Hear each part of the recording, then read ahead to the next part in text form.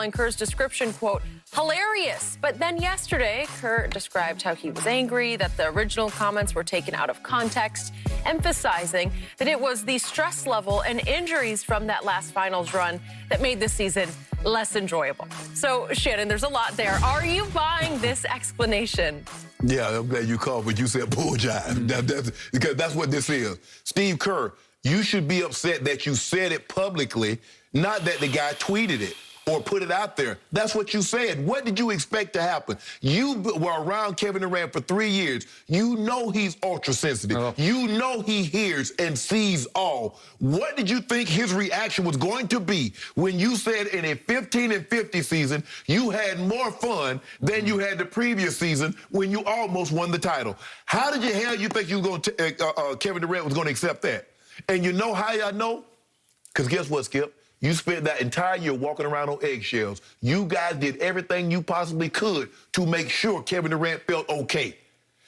Don't say this, don't say that, because we don't want to get him upset. We want to do everything he possibly can. And he also said the first 4 years as a head coach at Golden State were more enjoyable with no agendas. And the last year went a little haywire. Skip, the moment you signed Kevin Durant, everybody had an agenda. Your agenda was to keep this dynasty going. You knew without Kevin Durant, you were not going to continue to win NBA titles. Kevin Durant knew that gave him the best opportunity to win NBA titles. Everybody went in with an agenda. Everybody got their agenda accomplished. But you didn't need to say that, even if you thought it. Some things, Skip, you just take to your grave. You just like, you know what, man, this thing was miserable right here because we got to step on eggshells. That's why the hell you suspended Draymond. Because you wanted to show Kevin Durant, well, you the man. We ain't going to let Draymond talk to you like this here. We're going to suspend him because we want you to know we got your back. Even though Draymond had been there for the entirety, he helped build this thing. But you took that side. So, Steve, I don't know what you thought Kevin Durant was going to be like, oh, yeah, you know, I can see what happened. Nah, he gonna be ticked off. You know how KD is. You were around him, and rightfully so. You mean to tell me I get it? KD didn't come back. I'm sure you wanted KD back, but he wanted to go do his own thing.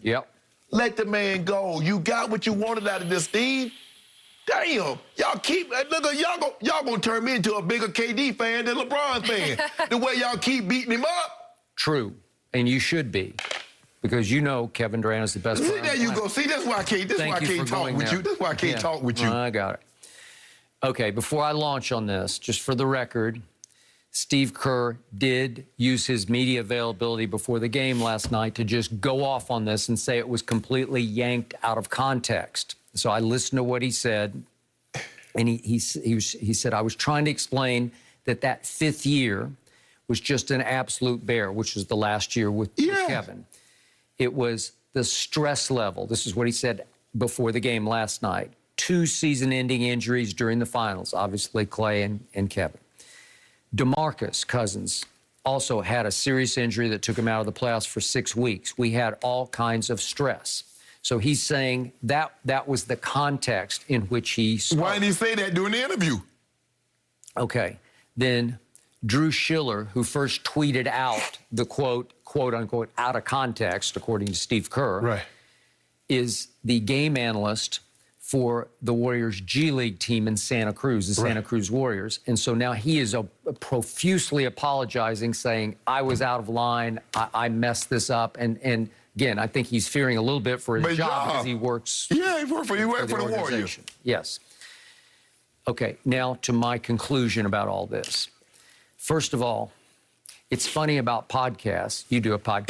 Yeah, I do. You can get somebody real comfortable on a podcast, and it's almost like they're just speaking to you, and they're not speaking to us. It's just to Shannon on his podcast, right? Guess what, Skip? Guess where he's at? He's at home. He's at home. If I get you at home, you get comfortable. Okay. But yet, if we had Steve Kerr from home on this show on live TV, I'll bet you he'd be a little more careful, and I don't think he'd quite go here. Right. Because it's a dangerous place to go if you care about Kevin's feelings right now. Correct. And I'm not completely buying out of context because his point was still his point. Yes. It was a bear of a year, but underlying the injuries was the conflict with Kevin and Draymond and Kevin and Steph. And Kevin coming back. And Willie or won't That was the issue, Skip. It was. And now it's funny, and Steve Kerr's a good guy, and Yeah, everybody I loves like him, him. and the media loves him. But he also, we talked about Kraft and Belichick learning how to live without Tom Brady. He is now learning how it feels to coach a team that doesn't have Kevin Durant and didn't have Steph last year and now doesn't have Clay or Kevin Durant, right? Right. And it's hard, man, because it's how not the other half lives, it's the other 29 teams live. And he just fell into, did Mark Jackson not teach that team how to play defense and how to win? Yes, he did. All the groundwork was laid by Mark Jackson, and Steve just fell out of the sky right into heaven. Oh, I'm coaching these guys? And it was quite a ride for him, right? Because you just crushed the world, right? You got 2 top 5 players.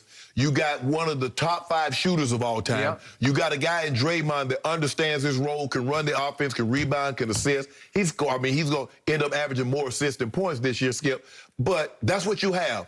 You trot that out there. They had Mike Brown thinking that he could coach. Mike Brown, they had Luke, Skip. You remember Luke Walton? Do I? Luke Walton went 39-4. He did. Luke Walton, they won 39 total games. In 4 years, they coached the Lakers, and another 2 years coaching the Kings. Yep. But he won 39-4. Man, look, he looked up and coming. Hell, I could have got him to 36.